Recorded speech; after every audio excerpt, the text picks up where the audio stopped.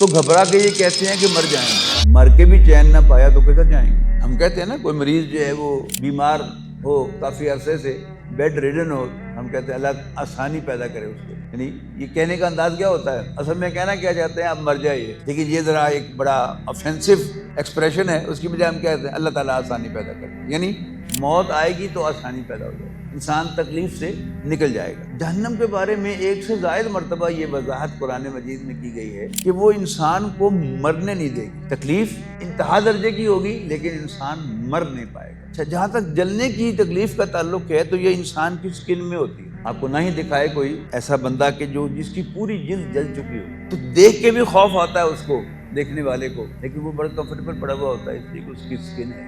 ایک جگہ قرآن مجید میں وضاحت کی گئی ہے کہ جب ان کی کھالیں جل جائیں گی ہم انہیں اور نئی کھالیں دیں گے تاکہ وہ پین کو محسوس کرتے ہیں، یعنی جہنم میں ڈالنے کا اصل مقصد کیا ہے؟ سزا، اور سزا کیا ہوتی ہے؟ تکلیف۔